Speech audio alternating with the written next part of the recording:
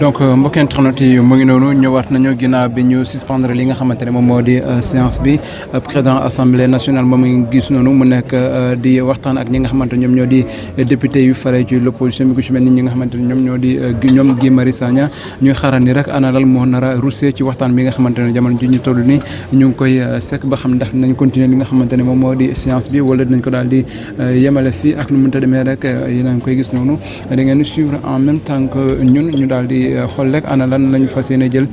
ci dogal mu jëm rek ci li nga xamante ne moom mooy discussion bi nga xamante ne ñu ngi koy amal ñu ngi woon nag ki nga xamante ne moom moo di Birame Souleye mi nga xamante ne moom moo di président groupe parlementaire bu Yewwi Askan Wi moom ngeen gis ne muy waxtaan ak kii di Barthélémy Dias moom Birame Souleye ñu xaarandi rek ana lan fas yéene waxtaane ak nga xamante ne moom moo di président assemblée nationale ñuy xaarandi rek ba léegi ak yéen ba xam ndax dinañu continuer li nga xamante ne moom moo di plénière bi wala ñu ko daal di yemale fii ak nu mënta demee rek da ngeen koy suivre noonu en même temps que nous fii ci assemblée nationale. donc ñuy xaarandi ana lan moo nar a ruusee ci waxtaan bi nga xamante ne ñoom député yu nekkee ci l'opposition bi ñu ngi koy sekk ak nga xamante ne moom moo di président bu.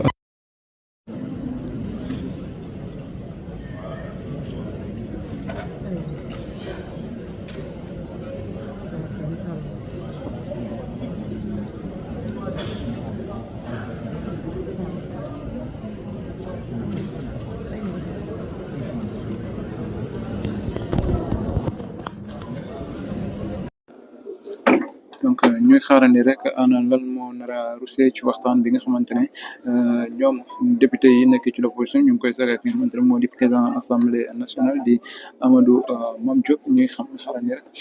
mesdames et messieurs, comme vous le voyez, le président de l'Assemblée nationale est en pleine discussion avec les députés de l'opposition et nous attendons de voir quelle serait l'issue en tout cas de cette discussion qui est en train d'être menée entre le président de l'Assemblée nationale après plus d'une heure de suspension de l'audience. Donc nous attendons en tout cas pour voir est-ce qu'ils vont trouver ensemble un commun accord par rapport à la suite à donner à l'audience ou est-ce que la séance va s'arrêter ici. De toute façon, d'un moment à l'autre, une décision sera prise. Donc, comme vous le voyez sur les images, Guy Marius Sagna et les autres députés de l'opposition en pleine discussion devant le président de l'Assemblée nationale pour essayer ensemble de trouver une issue par rapport donc à la suite à donner à la plénière qui a démarré depuis ce matin et qui est entrecoupée d'incidents. Tantôt c'est les députés de l'opposition qui envahissent le pupitre, et tantôt c'est les députés de la mouvance présidentielle qui essaient donc de jeter des pierres pour en tout cas un peu saïter leurs collègues de l'opposition. Donc ba léegi ñuy xaarandi rek li nga xamante ne moom moo nar a tukkee ci waxtaan bi nga xamante ne député yi nekkee ci l'opposition bi ñu ngi koy seet ak nga xamante ne moom moo di Amadou Mame Diop di président bu assemblée nationale moo xam ndax nañu wéyal li nga xamante ne moom moo di séance bi wala dinañ ko daal di yemale fii moom ki nga xamante ne moom moo di président assemblée nationale nar a jël dogal daal di koy jëmale rek ci li nga xamante ne moom moo di waxtaan bi nga xamante ne mu ngi koy sax ak député yu nekkee ci l'opposition bi boobu ak léegi nag waxtaan bi mu ngi wéy seen diggante ñuy xaarandi rek lépp lu nga xamante ne rek ruus na fa wala jëlee nañ ko daal ci dogal nañ leen ko ruusee incha allah en direct fii ci assemblée nationale ñu leen di xamal ne rek boo gisee mënuñu leen transmettre li nga xamante ne moom moo di plénière bi ci li nga xamante ne moom mooy jamono ji ñu toll parce que rek li nga xamante ne moom moo di internet bi jamono ji ñuy wax ne ak yéen dañ ko daal di coupé fii ci assemblée nationale liggéey bi tamit takkateen bi trop ndax pour daal di mun a connecté wu ci li nga xamante ne moom moo di ci internet dafay daal di compliqué wifi bi nga xamante ne moom moo nekk fii ci assemblée nationale mënuñu see connecté comme li nga xamante ne noonu lañ ko bëggee boo tax nag ba liggéey bi mu xaw a solxee tuuti waaye ñuy jégalu rek ci li nga xamante ne moom mooy li ñu mel te xamal ne rek du nag du doon xamante ne suñu coobare la bu ñu sañoon rek nañ leen daal di jukkil en temps réel et en direct li nga xamante ne moom mooy xew fii ci assemblée nationale waaye ba léegi nag ngeen desandi ak ñun ñu daal di xaarandi rek lan moo nar a tukkee ci li nga xamante ne moom moo di dogal bi nar a woote ci waxtaan bi nga xamante ne président assemblée nationale mu ngi ko sag jamono ji ñu toll nii ak ñi nga xamante ne nag ñoom ñoo di député yu nekkee ci l'opposition bi ki nga xamante ne moom moo di Guy Marius Sagna moom ngeen gis noonu nekk ci kanam daal di waxtaanee ak li nga xamante ne mooy président assemblée nationale kii di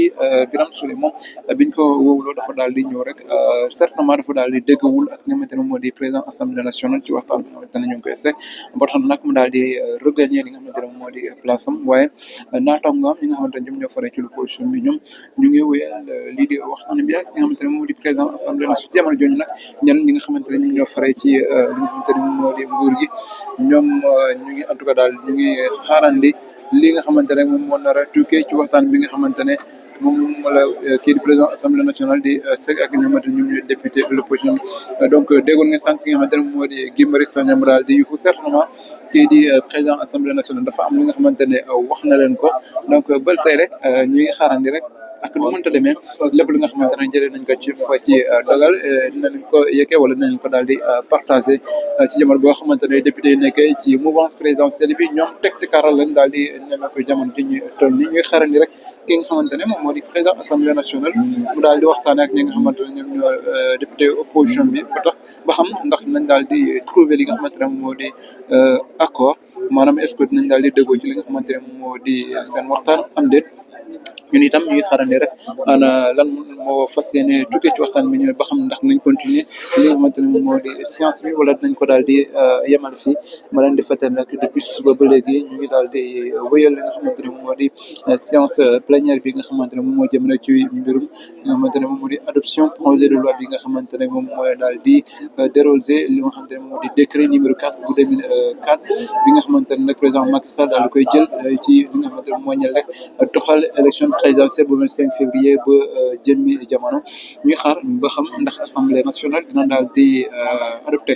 projet de loi bi ñu mel maanaam ndax dina daal di nangul président de la République Macky Sall mu daal di prolongé nga xamante ne moom moo di mandaam wala dinañ ko daal di bañal lu ñu mel bu ko defee rek beneen procédure moom moo nar a tukkee jëm rek ci li nga xamante ne moom moo di asbir bi ñu mel jamono ñi ñu toll ni moom président de la République Macky Sall daal di xaar ana lan moo fas yéene tukkee ci dogal bi nga xamante ne nar na wootu fii ci assemblée nationale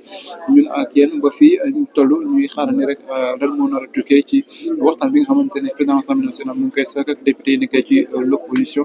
certainement ñi nga xamante ne ñoom ñoo nekkee ci parti au pouvoir moom président assemblée nationale waxtaan nañu ak ñoom ba pare parce que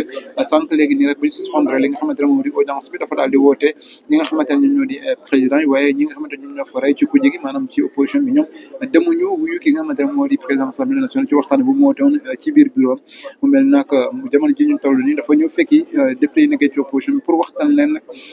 nag ñi nga xamante ne noonu la waxtaanee ak ñi nekkee ci parti au pouvoir wala ñi nga xamante ne ñoom ñoo nekkee ci coalition Benno Bokk Yaakaar ñoom nag seen waxtaan ñu koy defee ci kanam li nga xamante ne moo di vitre bi jamono jooju nag seen naataango yi nekkee ci parti au pouvoir ñoom ñu ngi ne teg rek da leen di xool wala nekk xaar li nga xamante ne loolu la ñu fas yéene jël ci dogal mu tukkee ci président bu assemblée nationale mesdames et messieurs il est exactement 21h48 ici à l'assemblée nationale jusqu'à présent se poursuit la séance plénière qui porte donc dérogation du projet de loi numéro 4 2004 qui en tout cas depuis ce matin a démarré par des incidents qui ont entre-temps marqué cette séance plénière. Nous attendons toujours pour voir quelle serait l'issue de cette discussion qui est en train donc de se passer entre le président de l'Assemblée nationale et les députés de l'opposition. En tout cas, tout à l'heure, Birame Souleye Diop, le président du groupe parlementaire Yewwi Askan Wi, avait donné une information comme quoi que la gendarmerie s'apprêtait à intervenir à l'Assemblée nationale pour mettre de l'ordre après que la séance soit coupée ou bien soit suspendue par les députés de l'opposition qui ont en tout cas en masse envoyé le pupitre. Et là, c'est une discussion qui est entamée pour essayer de voir si une issue sera trouvée entre le président de l'Assemblée nationale qui apparemment a eu en tout cas pendant la pause à discuter avec les députés de la majorité présidentielle. C'est pourquoi eux, ils sont de leur coin. En tout cas, ils observent tranquillement ce qui se fait devant le pupitre de l'Assemblée nationale entre le président et les députés de l'opposition. Nous attendons avec vous pour voir quelle serait en tout cas la décision que va prendre le président de l'Assemblée nationale. nationale à 21h49 35 secondes exactement à l'Assemblée nationale, là où se passe en ce moment même la séance plénière qui a démarré depuis ce matin avec vous. Nous allons suivre ensemble ce qui se passe ici à l'Assemblée nationale. Vous êtes à Kiboulo et restez connectés pour essayer de voir tout ce qui va se passer ici à l'Assemblée nationale. Apparemment, l'ensemble des députés de l'opposition ont quitté leur place pour envahir le pupitre de l'Assemblée nationale, en tout cas pour discuter avec le président de la suite à donner à cette séance plénière qui est depuis ce matin entrecoupée d'incidents. Depuis que le député M. Barado, lui qu'on ne voit plus devant le pupitre, certainement il est resté dans son coin, comme l'a observé ce matin le député Farbangom, qui est depuis ce matin resté dans son coin très zen, très calme. Et c'est en tout cas c'est le même comportement aussi qu'a adopté ses collègues de l'Assemblée nationale, surtout de la majorité présidentielle, qui depuis ce matin, ses collègues du même parti ou bien de la même coalition qui depuis ce matin ont observé en tout cas le silence ou bien ont adopté une attitude en tout cas tranquille pour essayer de voir ou essayer de laisser à leur présent du groupe Abumbo, qui depuis ce matin est en train de calmer les esprits, est en train d'appeler à la sérénité, à la tranquillité. Et c'est comme si les consignes qui sont données par Abumbo sont très bien suivis par ses collègues qui, en tout cas jusque-là, ont observé en tout cas le calme. C'est une remarque quand même qui est un peu notée par l'ensemble par l'ensemble de l'assistance ici à l'Assemblée nationale, à part en tout cas les dames qui de temps en temps profitent de l'occasion pour jeter des pierres à leurs collègues. Sinon, en tout cas du côté de la mouvance présidentielle, c'est le calme, c'est la tranquillité, c'est la sérénité qui règne pour le moment. Restez avec nous pour suivre ensemble, en tout cas, la décision qui sera prise à l'issue de la discussion ou bien de la concertation qui est entamée par le président de l'Assemblée nationale avec les députés de l'opposition. Ok, ba léegi nag ngeen di desandi ak ñun pour xool rek ana la moo fas yéene doon mooy dogal bi nga xamante ne président assemblée nationale dina ko jël ci waxtaan bi nga xamante ne boobu ak léegi à peine il y a de cela 15 minutes mu ngi doon waxtaan ak ñi nga xamante ne ñoom ñooy député yu nekk ci l'opposition bi ñu waxtaan rek ci li nga xamante ne moom moo di li nga xamante ne moom la ñu war a jël ci dogal. Sénégal bu ko léegi parce que Sénégal Sénégal moo toog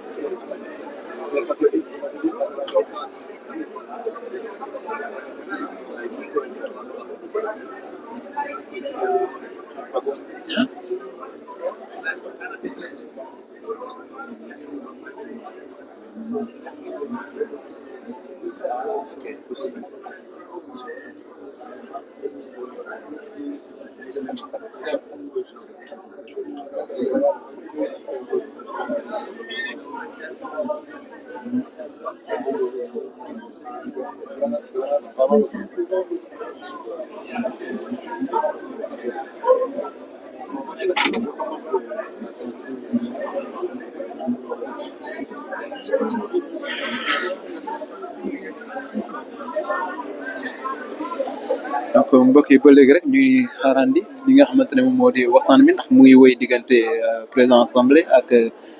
naatongam député yi nekkee ci l'opposition bi ba léegi mu mel ni nag ba léegi d'accord ñu ci li nga xamante ne moom moo di seen waxtaan bi ci jamono jooju nag seen morom yi nekkee ci assemblée wala ñi nga xamante ne ñoom ñoo fare rek ci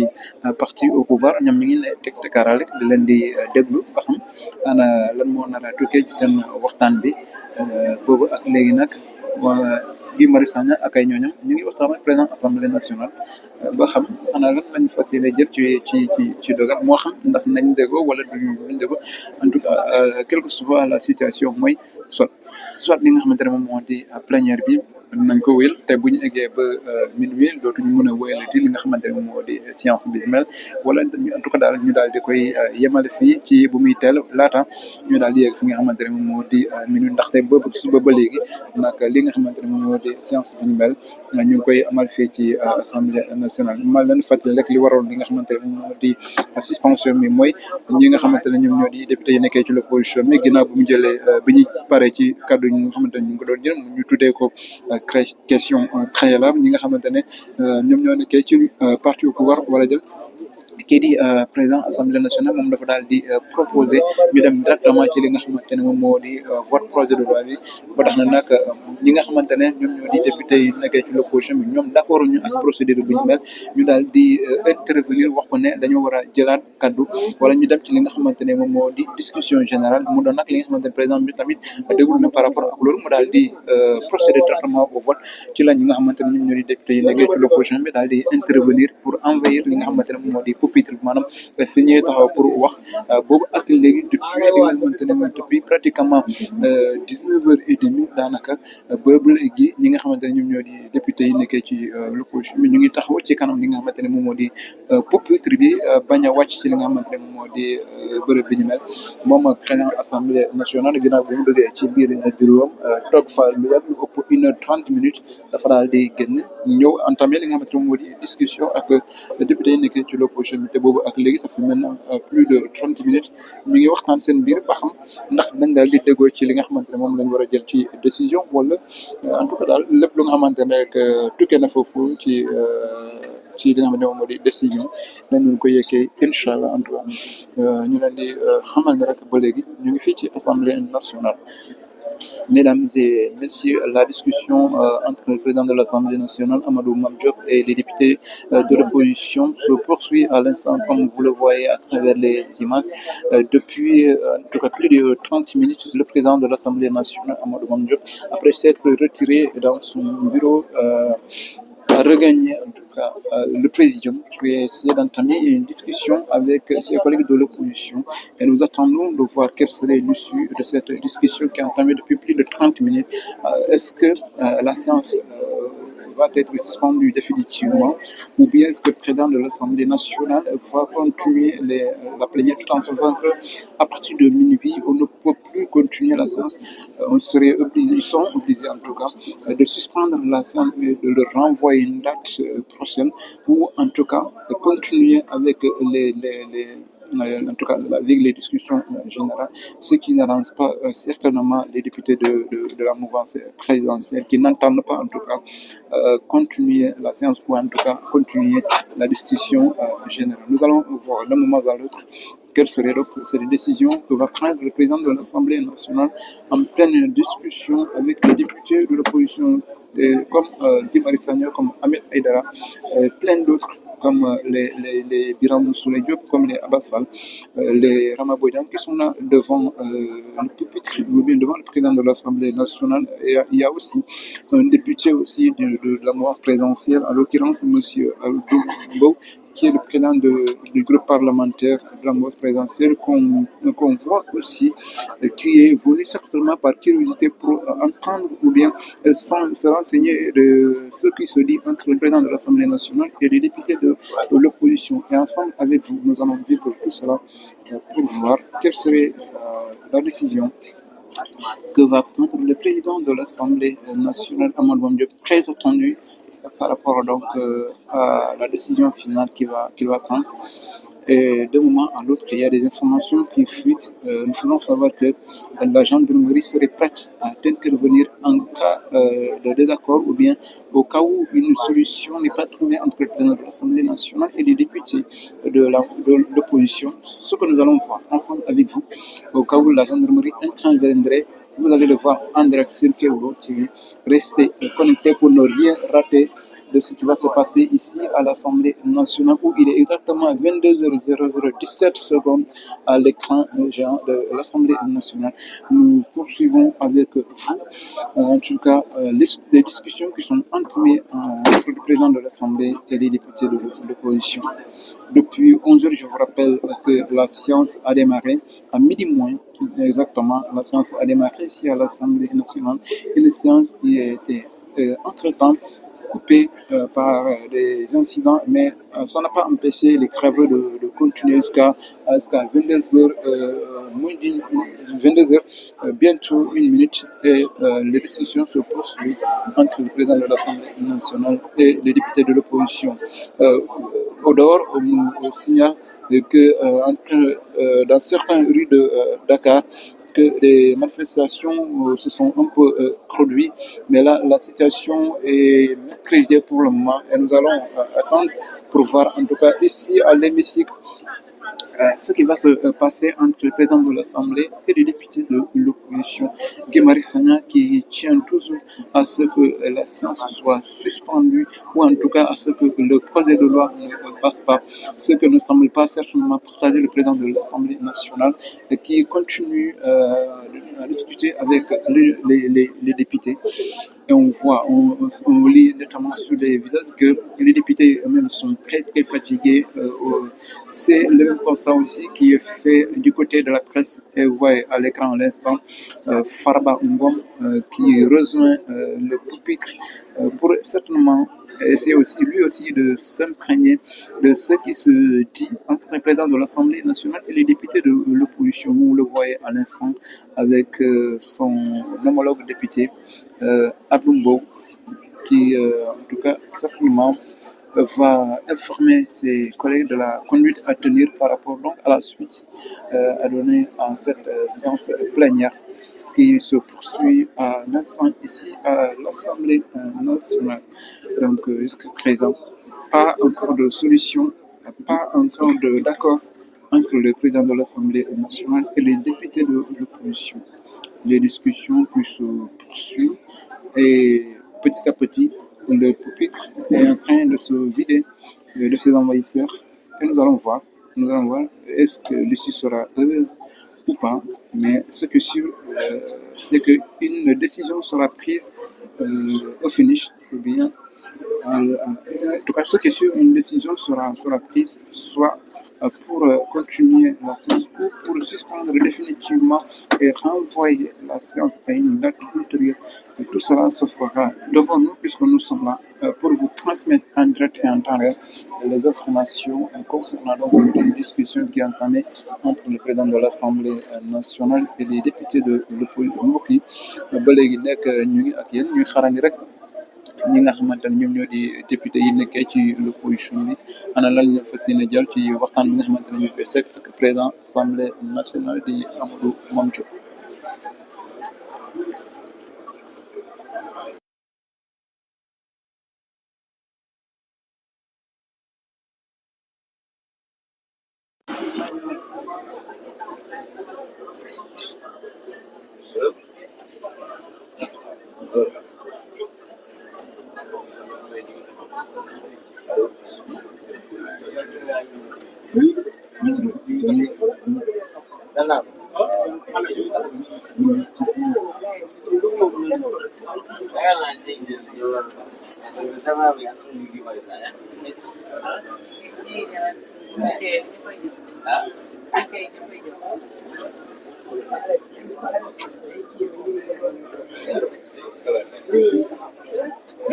Donc mbokk yi en tout cas daal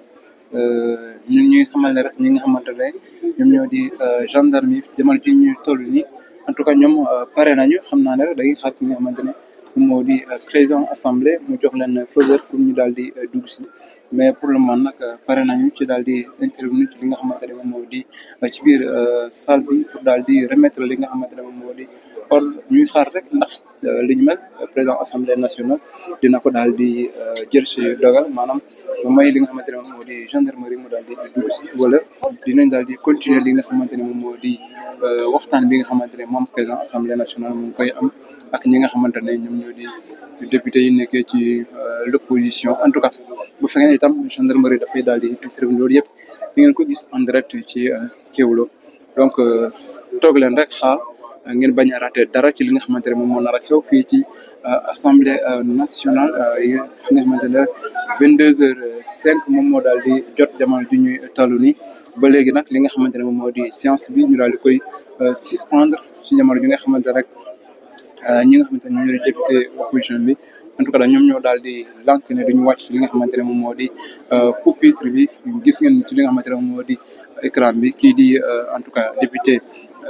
président groupe parlementaire bu Yewwi kii di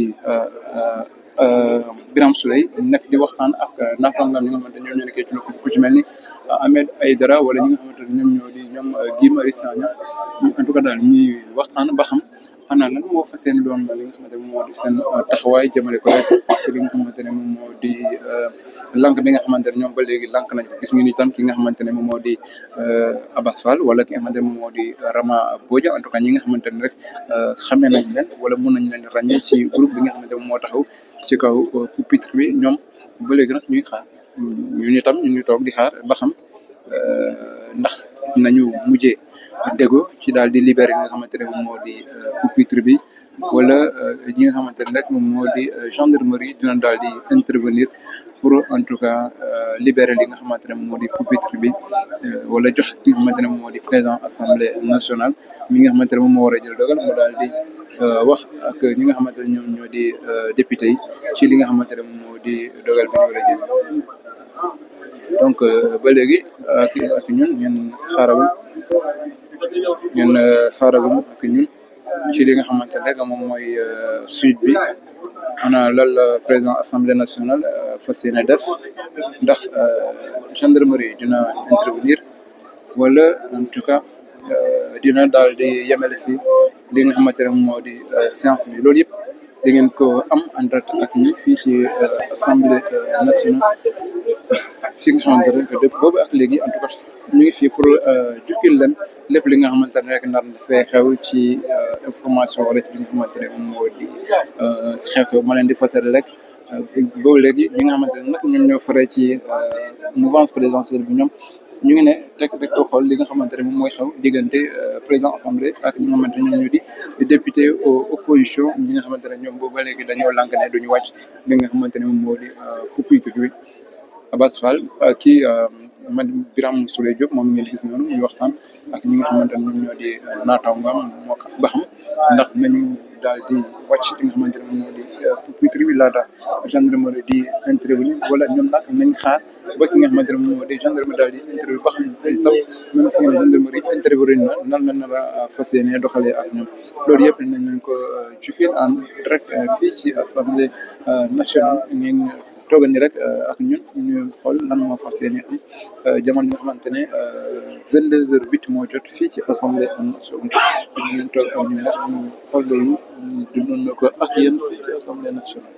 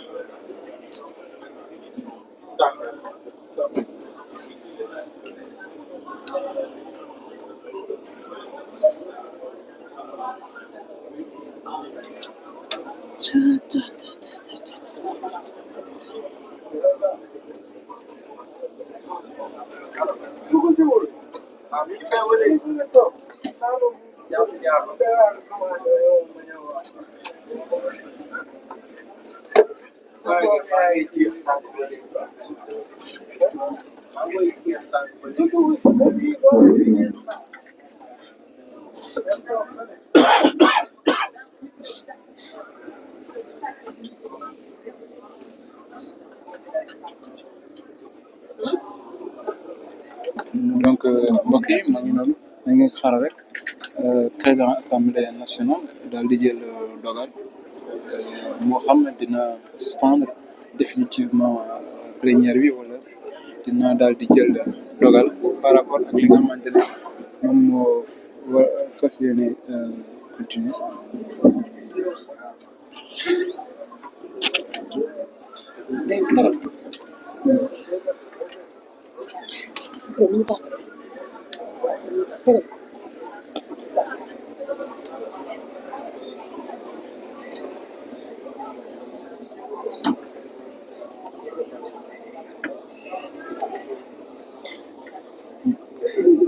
D'accord, merci.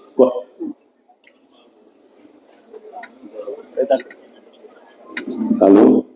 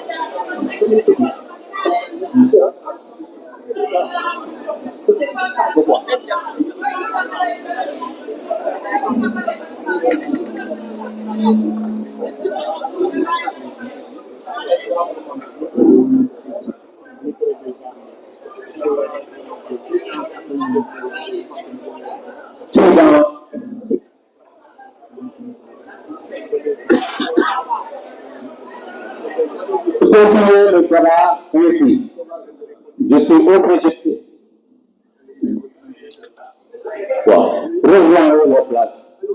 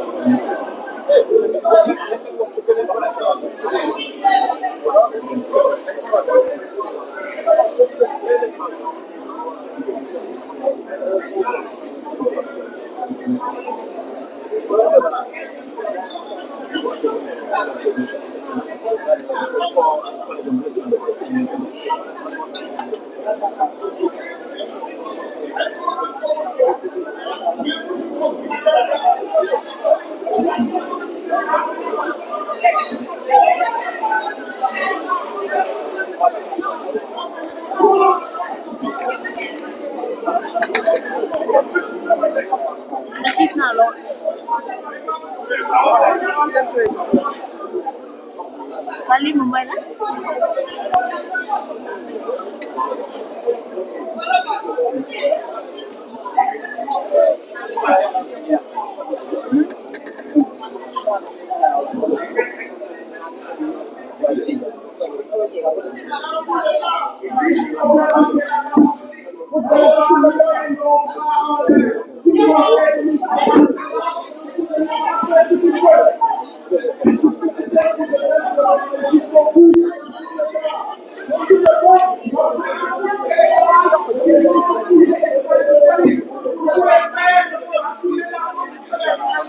donc mbokk internet yi dégg ngeen li nga xamante ne loolu la Guy Marius Sagna ak ay naataangoom wax ñu ngi ñuy xamal ne rek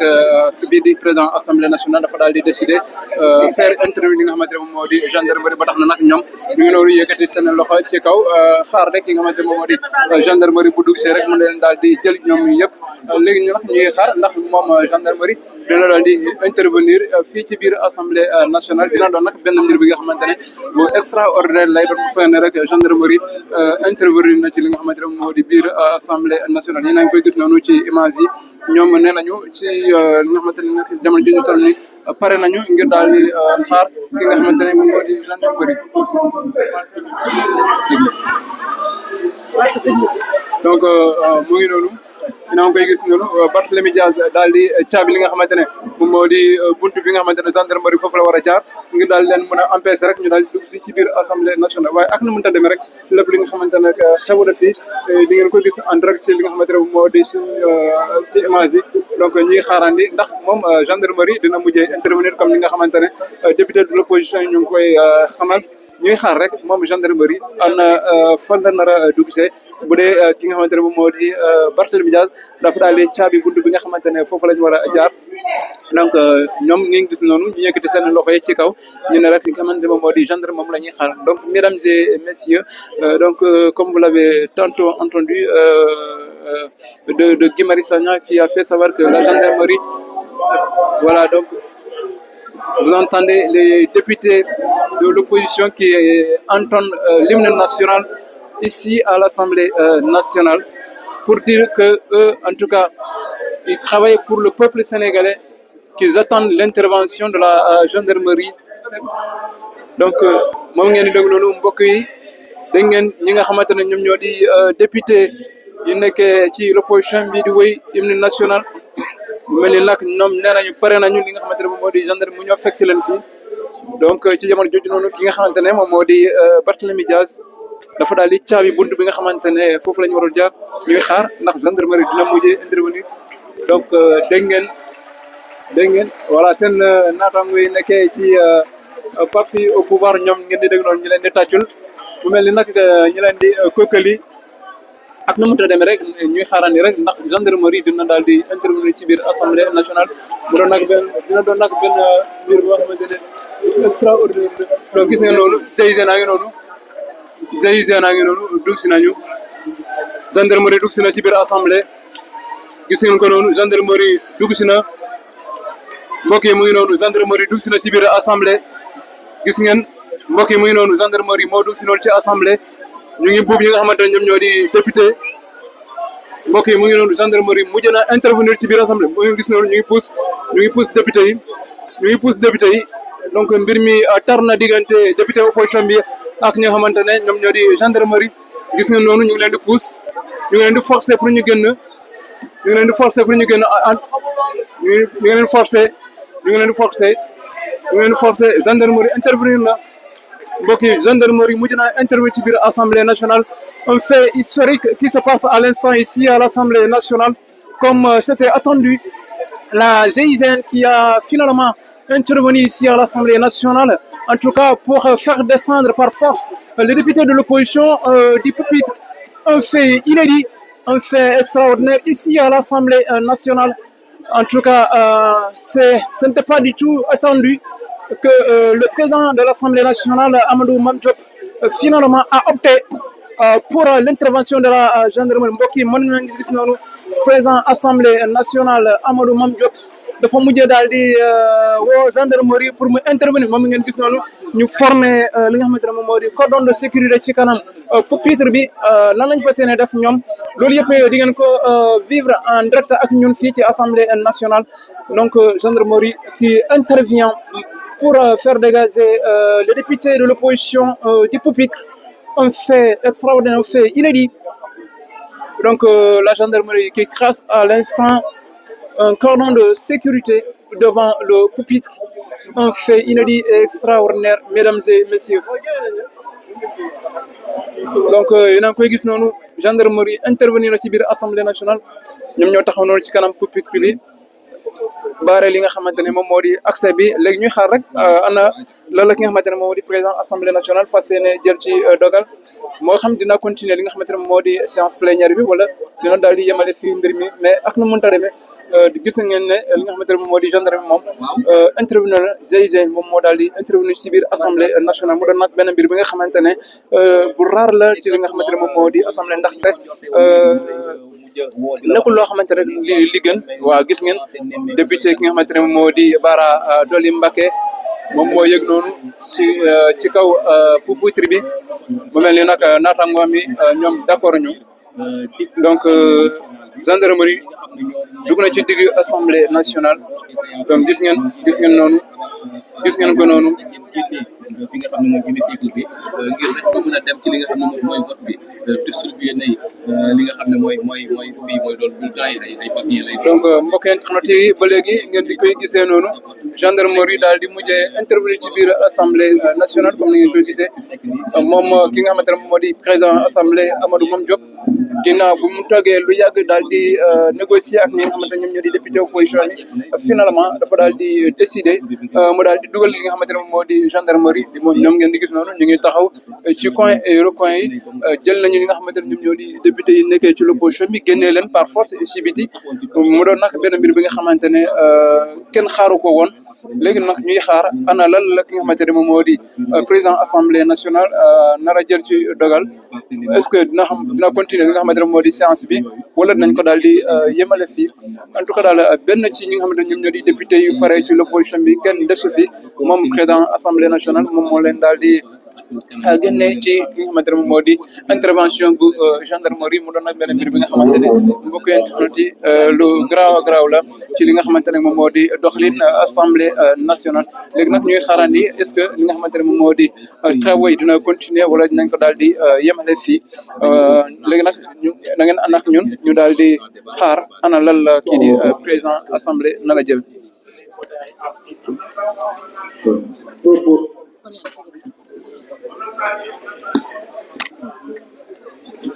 Des suffrages exprimés. Monsieur le rapporteur, vous avez la parole.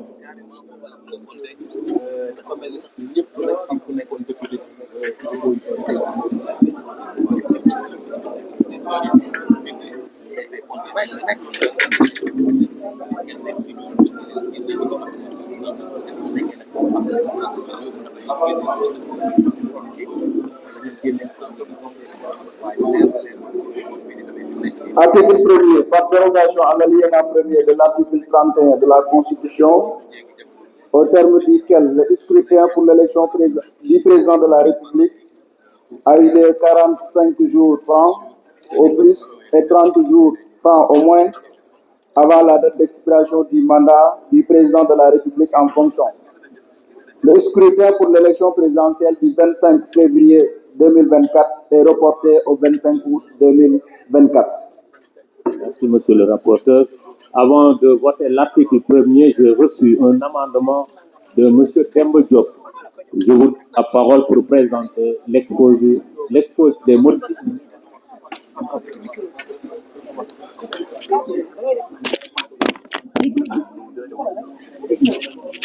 Monsieur le Président,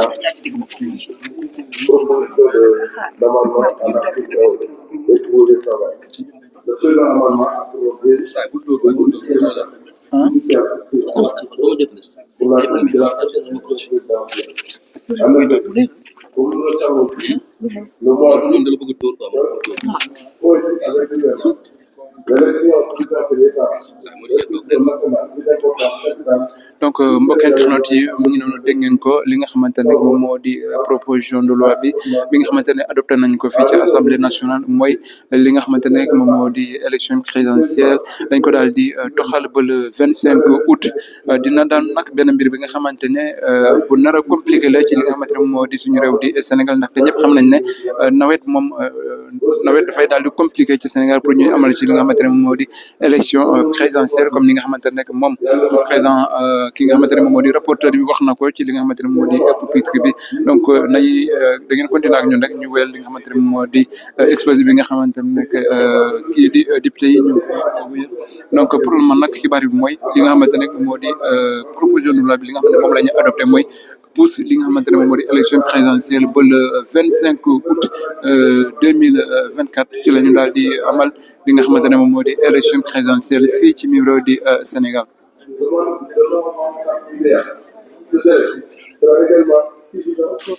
Les conclusions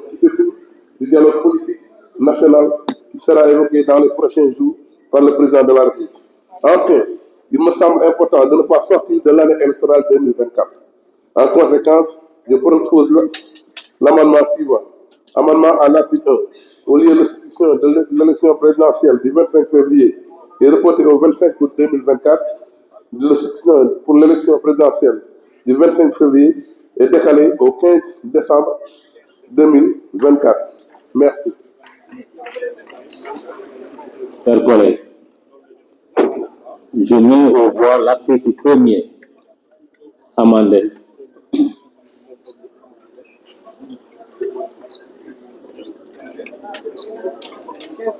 Il y a une opinion contraire? Non. Je mets au voix l'amendement. L'article 1er. L'article 1er, le scrutin pour l'élection présidentielle du 25 février 2024 est reporté au 25 août 2024. Lire. Le scrutin pour l'élection présidentielle du 25 février 2024 est décalé au 15 décembre 2024. Quels sont ceux qui sont pour son adoption?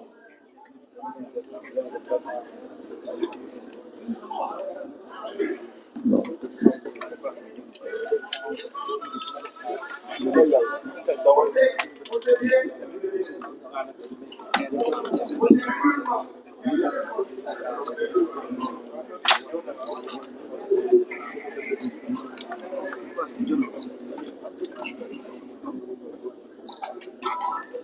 Oui.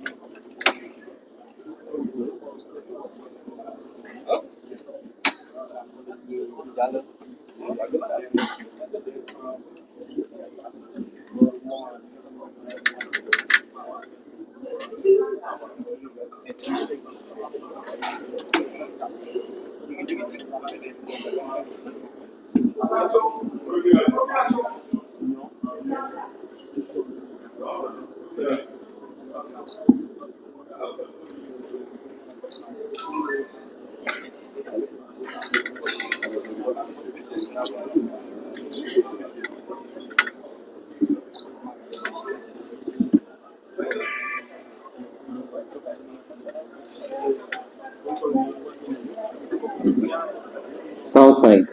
Quels sont ceux qui sont contre son adoption? Quels sont ceux qui s'abstiennent? 0. L'Assemblée a adopté à l'unanimité. Monsieur le rapporteur.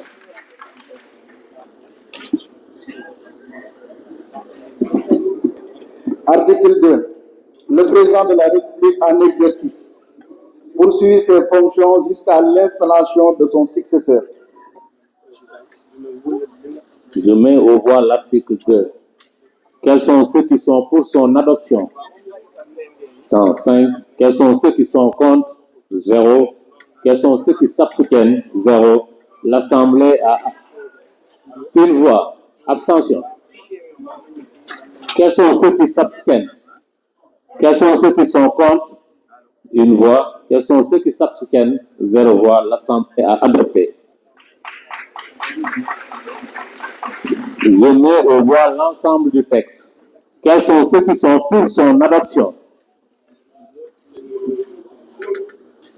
104. Recomptez. Ah, d'accord. OK. 105. Quels sont ceux qui sont pour son adoption? 105. Quels sont ceux qui sont contre son adoption? Une voix. Quels sont ceux qui s'abstiennent? 0 voix. L'Assemblée a adopté.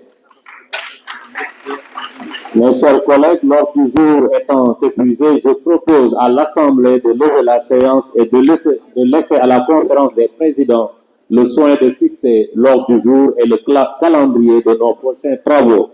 Il n'y a pas. La séance est levée.